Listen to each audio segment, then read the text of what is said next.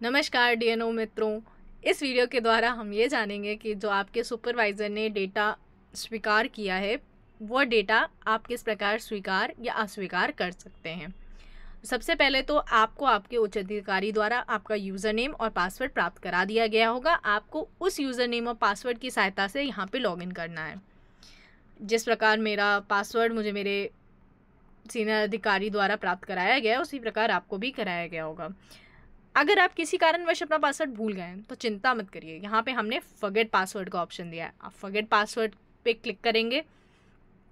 Click करने के बाद हम क्या करेंगे, जब आपका यूज़र नेम बनाया जा रहा था तो वहाँ पे आपका मोबाइल नंबर को जोड़ा गया था उसके साथ। वो उसी मोबाइल नंबर पे आपके पास OTP आएगा।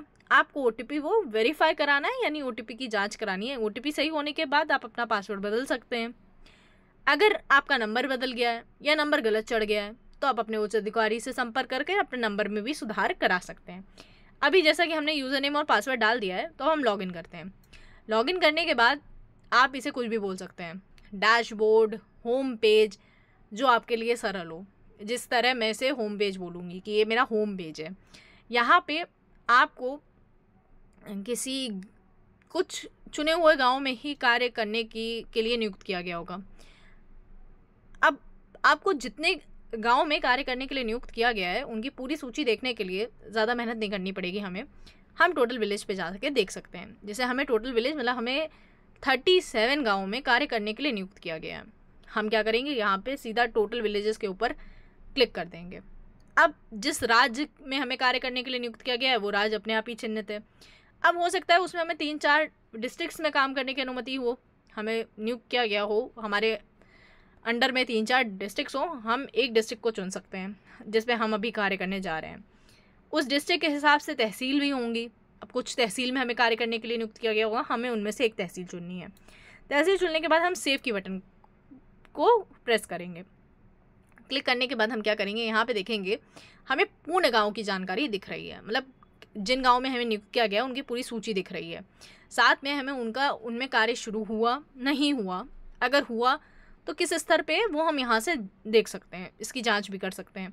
साथ में एक आंखनुमा आकृति हर एक आपको एक गांव के सामने दिख रही है। यहाँ से आप उसका पूरा डेटा देख सकते हैं। उस गांव में क्या भरा गया, क्या गलत था, क्या सही था, उस पर क्या हुआ, वो सब आप यहाँ से देख सकते हैं।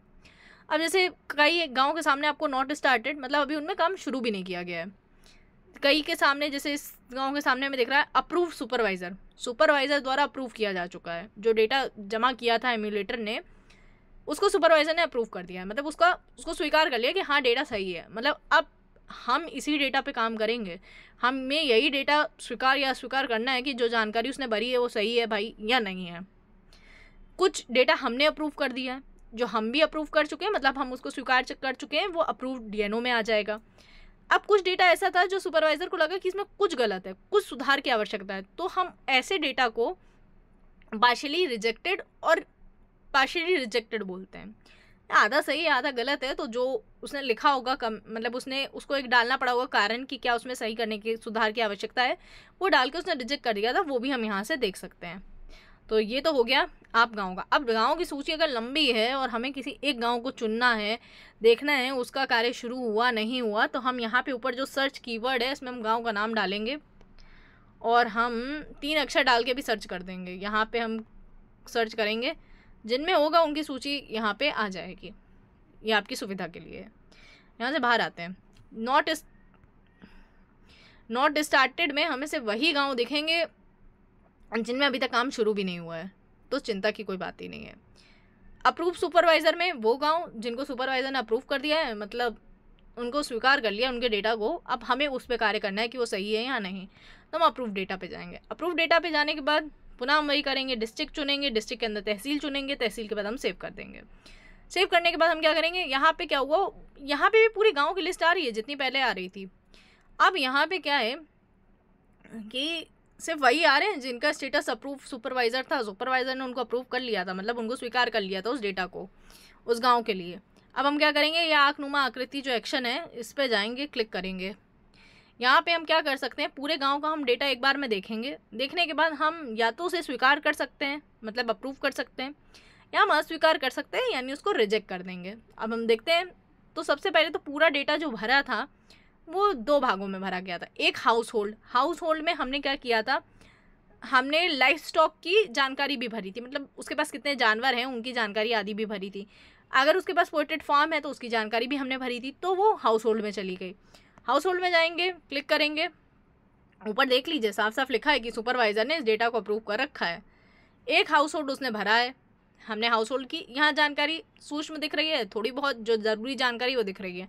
अब अगर हम जानकारी को पूर्ण जानकारी देखना चाहते हैं तो हम व्यू पे क्लिक करेंगे। व्यू पे क्लिक करने के बाद हम पूरा फॉर्म जो उसने भरा था वो हमारे सामने खुल जाएगा। फॉर्म पढ़ के देख सकते हैं डेटा सही है या नहीं। सही होने पे हम नेक्स्ट पे दबाएंगे। उसने एनिमल सेलेक्ट किया था लेकिन कोई एनिमल जोड़ा नहीं था, जानवर है उसके पास लेकिन उसमें टैग नहीं लगा होगा, हो सकता है वो जानवर सामने ना हो तो जानकारी नहीं भर पाएगा, तो आप यहाँ से वो देख सकते हैं। इस तरह आप डेटा देख लेंगे। अगर डेटा सही होगा तो यहाँ पे स्ट्रे एनिमल्स का भी डेटा दिख जाएगा। अभी उसने कोई भरा ही नहीं था कि इस गांव में कोई स्ट्रे एनिमल्स नहीं है, नहीं तो हम उसको भी देख लेंगे।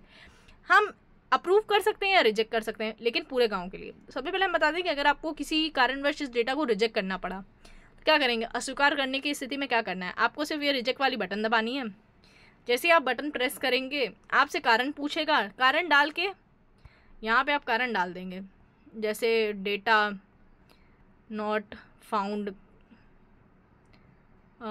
करेक्टली, कुछ भी, उसका जो भी कारण होगा सही में वो डालेंगे। उसके बाद प्रोसीड कर देंगे। अगर गलती से क्लिक हो गया तो डिस्कार्ड कर देंगे। अब अप्रूव करना है, मतलब हम स्वीकार कर रहे हैं तो क्या करेंगे, अप्रूव की बटन पे जाएंगे, क्लिक करेंगे। ये हमसे कहता है कि सारा डेटा भाई अब तुम एक बार में मान रहे हो ना कि डेटा सही है। हमने कहा हाँ सही है, यस कर देंगे। नहीं है तो हम कैंसिल कर देंगे। अब देखिए विलेज स्टेटस अपडेट सक्सेसफुली, जो उस गाँव के लिए, अब उस गाँव की जानकारी क्या दिखेगी कि डेटा डीएनओ ने अप्रूव कर दिया है। अब यहाँ से वो डेटा गायब हो गया।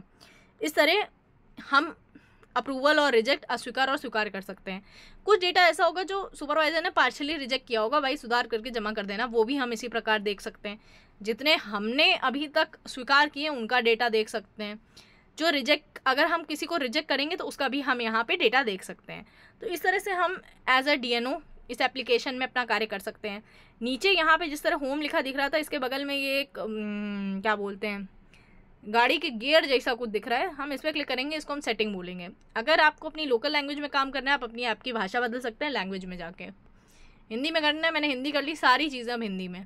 पासवर्ड भूल गए हैं या पासवर्ड बदलना चाहते हैं किसी कारणवश, तो हम फॉरगेट पासवर्ड पे जाएंगे, रीसेट पासवर्ड पे जाएंगे, पुराना पासवर्ड डालेंगे, नया पासवर्ड डाल के उसको कंफर्म कर देंगे, पासवर्ड बदल जाएगा। लॉग आउट करके अपना कार्य ख़त्म कर सकते हैं अगर हमें ऐप से बाहर निकलना है तो। धन्यवाद।